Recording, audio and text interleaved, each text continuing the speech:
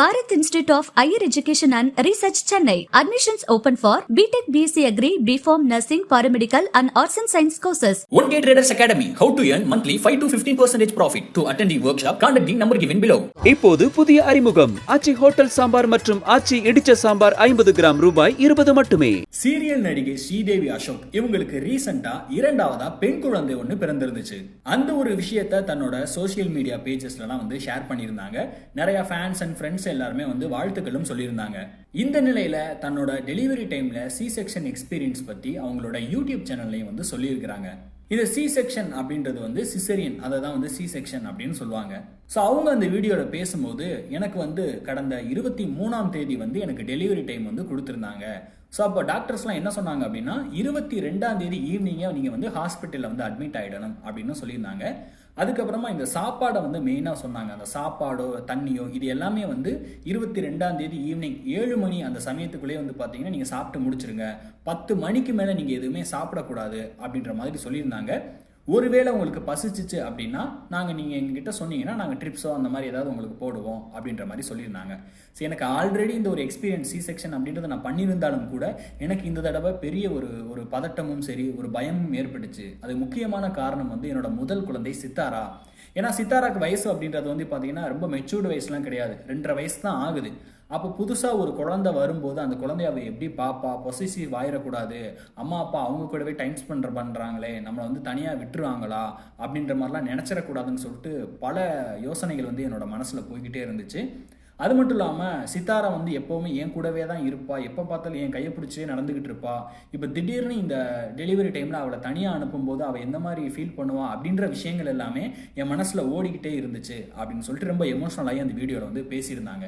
பேசிக்கிட்டே இருக்கும்போது ரொம்ப எமோஷனல் ஆகி அழுகவும் செஞ்சுட்டாங்க. ஸோ அந்த விஷயம்லாம் அழுது முடிச்சதுக்கப்புறமா அடுத்து தொடர்ந்து பேச ஆரம்பித்தாங்க. அப்போ 23ஆம் தேதி மார்னிங் சர்ஜரிக்கு எல்லாருமே தயாராக இருந்தாங்க. ஸோ அந்த டைமில் எனக்கு நைட்டு ஃபுல்லாக தூக்கமே வரல. ஒரு சைடு சித்தாராவோட நினப்பாவும் இருந்துச்சு, இன்னொரு சைடு பார்த்தீங்கன்னா நாளைக்கு சர்ஜரி நடக்க போகுது அப்படின்ற ஒரு நினப்பிலே பார்த்தீங்கன்னா நைட்டு ஃபுல்லாக தூங்க முடியாத ஒரு சுச்சுவேஷனாக தான் எனக்கு இருந்துச்சு. மறுநாள் காலையில் எப்பவும் போல் அவங்க அந்த டைமுக்கு சர்ஜரியை ஸ்டார்ட் பண்ணாங்க. ஸோ அந்த டைம் நான் என்ன உணர்ந்தேன் அப்படின்றதே பார்த்தீங்கன்னா ரொம்ப எமோஷ்னலாகவே இருந்துச்சு. ஏன்னா நான் ஆல்ரெடி இந்த சி செக்ஷன் பண்ணியிருந்தாலுமே இரண்டாவதாக அந்த ஒரு குழந்தை வர்றப்போதும் அந்த முதல் குழந்தை எப்படி அவங்க எடுத்துப்பாங்க, இந்த ஒரு விஷயம் கண்டிப்பாக இரண்டாவதாக தாயானவங்க எல்லாருக்குமே தெரியும் அப்படின்னு சொல்லிட்டு அந்த விஷயத்தில் பேசியிருந்தாங்க. அதுக்கப்புறமா டாக்டர்ஸ் எல்லாம் கரெக்டாக நல்லபடி குழந்தைய வெளியே எடுத்ததாகவும், ஸோ வெளியே எடுத்ததுக்கப்புறமா ஃபர்ஸ்ட் என்னோட ஹஸ்பண்ட் கிட்ட காட்டினது, என்கிட்ட காட்டினது அப்படின்ற மாதிரி சொல்லி ரொம்ப எமோஷனலாக அந்த வீடியோவில் பேசியிருந்தாங்க. இதை தொடர்ந்து ஸ்ரீதேவி அவங்களோட ஃப்ரெண்டான நடிகையுமான ஸ்ரீவித்யா அஞ்சன் அவங்களும் பார்த்தீங்கன்னா பிரெக்னென்ட்டாக இருந்தாங்க. அவங்களுக்கு இப்போ ரீசெண்டாக குழந்தை பிறந்திருக்கு அப்படின்றது அவங்களோட சோஷியல் மீடியா பேஜஸ்ல ஷேர் பண்ணியிருக்காங்க. நடிகை ஸ்ரீவித்யா அஞ்சன் அவங்களுக்கு கல்யாணம் ஆகி கடந்த 7 வருஷமாவே பார்த்தீங்கன்னா குழந்தை இல்லாம தான் இருந்தாங்க. அந்த ஒரு விஷயம் அவங்களுக்கு ரொம்ப ஏக்கமாவே இருந்துச்சு. ஸோ இப்போ அவங்களுக்கு ஆண் குழந்தை பிறந்த விஷயத்த ரொம்ப சந்தோஷமாவே ஷேர் பண்ணியிருக்காங்க. ஸோ அவங்க என்ன போட்டிருக்காங்க அப்படின்னா ஃபைனலி இட்ஸ் பாய். ஸோ ஆண் குழந்தை தான் பிறந்திருக்கு, அம்மாவும் சரி பையனும் ரொம்ப சேஃபாகவே இருக்காங்க, யாவரும் நலம் அப்படின்ற ஒரு டேக்லைனை ஒன்று போட்டு ப்ரே பண்ண எல்லாருக்குமே வாழ்த்துக்கள் தெரிவிச்ச எல்லாருக்குமே நன்றி அப்படின்னு சொல்லிட்டு அவங்களோட தரப்பில் இருந்து பார்த்தீங்கன்னா ஆண் குழந்தை பிறந்திருக்கு அப்படின்ற ஒரு தகவலை கொடுத்துருக்காங்க. ஸோ ஃபேன்ஸும் சரி ஃப்ரெண்ட்ஸும் சரி தொடர்ந்து அவங்களுக்கு விஷயங்களை சொல்லிக்கிட்டு இருக்காங்க. இப்படிப்பட்ட ஒரு நேரத்தில் எல்லாரும் அமலாபால் கிட்டையும் ஒரு கேள்வி கேட்டுக்கிட்டு இருக்காங்க. நீங்களும் பிரெக்னெண்ட்டாக ரொம்ப நாளாக இருக்கீங்களா, எப்போ உங்கள் குழந்தை பிறக்க போகுதுன்னு சொல்லிட்டு அவங்க எந்த போஸ்ட் போட்டாலும் எல்லா போஸ்ட் கீழேயுமே இந்த ஒரு கேள்வி அவங்களுக்கு கேட்கப்படுது. ஸோ அவங்களுமே அந்த கேள்விகளுக்கு ரிப்ளை ஒன்று கொடுத்துருக்காங்க. அதாவது எனக்கு எப்போ குழந்தை பிறக்கும் அப்படின்றது கடவுளுக்கும் என்னோட குழந்தைக்கு மட்டும்தான் தெரியும் அப்படின்ற மாதிரி சொல்லியிருக்கிறாங்க.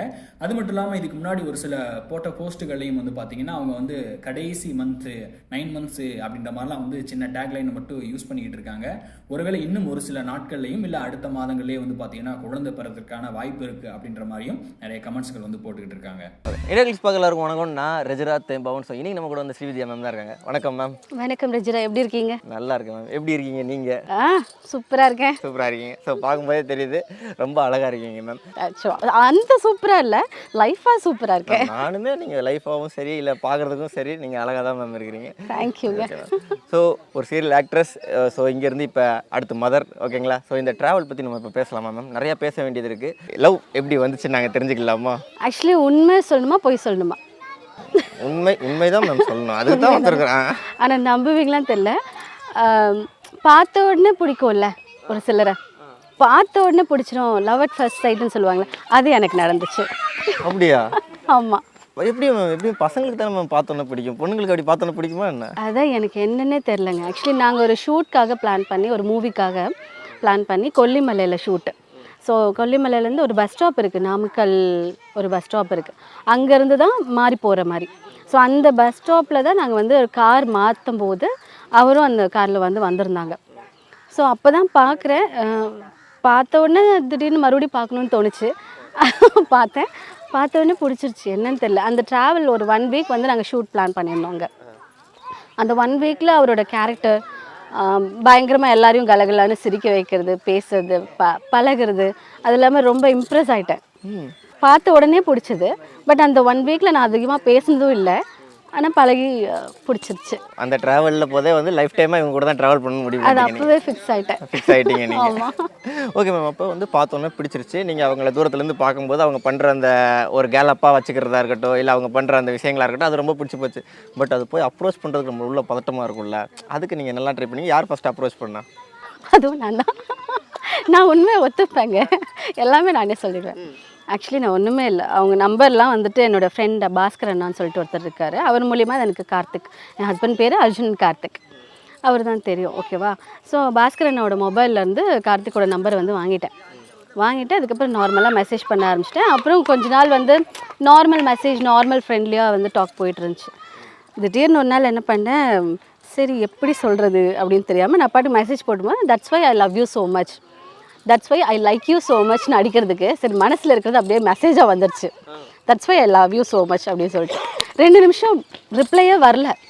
ஐயோ ஏதாவது நினச்சிட்டாரோ போல் அப்படின்னு சொல்லிட்டு, சாரிங்க நான் ஸ்பெல் மிஸ்டேக் பண்ணிட்டேன், that's why I like you so மச்னு அடித்தேன் அப்படின்னா, இல்லை நீ ஃபஸ்ட் அனுப்பிச்சதே நல்லா தான் இருந்துச்சு. அங்கிட்ட அந்த ரிப்ளை அவ்வளோதான், ப்ரப்போசல் முடிஞ்சு. இவ்வளோ சீக்கிரம் முடிஞ்சு, நம்பர் வாங்கி மெசேஜ் அனுப்பினா ஒன்று ப்ரப்போஸ்? அதுக்குள்ளே நிறைய ட்ராவல் இருந்துச்சு, நம்ம இன்டர்வியூக்கு கொஞ்சம் கம்மியாக பண்ணி சொல்லலாம். ஸோ அதனால ஒரு ஷார்ட் அண்ட் ஸ்வீட்டாக சொல்லிட்டேன். அந்த இடத்துல வந்து லைக்குக்கு பதில் ஆனால் லவ் யூ தான் போடணும்னு நினச்சி போட்டிருக்கீங்க. முதல்ல மனசில் இருந்தது டக்குன்னு நான் பாட்டுக்கு ஃபாஸ்ட்டாக அடிக்கும்போது அடிச்சிருவோம்ல, அடித்து போட்டுட்டேன். சரி, இப்போ அவங்க ஓகே அப்படின்னு சொல்லிட்டாங்கல்ல, நீங்கள் அவங்ககிட்ட கேட்டிருப்பீங்களே, எனக்கு வந்து உங்களை இதிலலாம் பார்த்து அட்ராக்ட் ஆனிச்சு, உங்களுக்கு என்ன எதில் பார்த்து அட்ராக்ட் ஆனிச்சுன்னு கேட்டிருக்கீங்களா? ஆக்சுவலி இது நல்ல கேள்வி, ஆனால் இந்த பதிலை நானும் தெரிஞ்சுக்கணும், அவர்கிட்ட நீங்கள் கேட்டு தெரிஞ்சிடணும். இந்த வந்துட்டாப்புல சொல்லுங்கள் மேம். ஆக்சுவலி நான் வேணும்னு தான் இவரை கோத்து விட்டேன். எந்த இன்டர்வியூ ஆனாலும் சரி, எந்த ஃபோட்டோஷூட் ஆனாலும் சரி வரவே மாட்டார். ஸோ இந்த கேள்வி அவர் பதில் சொன்னால் நல்லாயிருக்கும் சொல்லி வர வச்சிட்டேன். ஆமாம், இப்போ வந்து எக்ஸ்க்ளூசிவ், இந்தியா கிளிக்ஸோட எக்ஸ்க்ளூசிவ் நீங்கள் தான் இன்றைக்கி. அது என்ன, நீங்கள் கேமராமேன்னா கேமராக்கு முன்னாடியே தான் இருக்கணுமா, முன்னாடி வரக்கூடாதா? இல்லை, அது முன்னாடி வந்து பழக்கம் இல்லை, அது விருப்பமும் இல்லை அவ்வளோவா, அதனால முன்னாடி வர்றவங்க கூட மட்டும் பழகிக்கிறீங்க. முன்னாடி நீங்கள் வரலன்னா என்ன அர்த்தம்? அதுவும் பின்னாடி தானே நடக்கும். அது பின்னாடி அதுதான் கேட்க. சரி, இப்போ வந்து அவங்க வந்து உங்கள் மேலே இப்படி சொன்னாங்க, எனக்கு வந்து பார்த்ததும் வந்து ஃபயர் ஆயிடுச்சு, உள்ள பற்றிக்கிச்சு டப்புன்னு, அதுக்கடுத்து அவங்களெல்லாம் பார்த்து ட்ராவல்லாம் பண்ணும்போது லைஃப் டைம் ட்ராவல் ஆகணும் அப்படிங்கிற மாதிரிலாம் சொன்னாங்க. சரி, அவங்க வந்து உங்களுக்கு வந்து எங்கேயாச்சும் இம்ப்ரெஸ் பண்ணியிருப்பாங்கல்ல, அது எந்த இடம்? இல்லை, நிறைய தடவை கேட்டிருக்காங்க. இல்லை, எனக்கு இமீடியட்டாக அந்த ஃபீல் வரல. கொஞ்ச நாள் பழகணும், பேசணும், கொஞ்சம் ட்ராவல் பண்ணோம், அதில் வந்து டிஸ்டர்ப் இல்லாமல் நிறைய விஷயங்கள் இருந்துச்சு, அதனால பிடிச்சிருக்குன்னு நினைக்கிறேன்.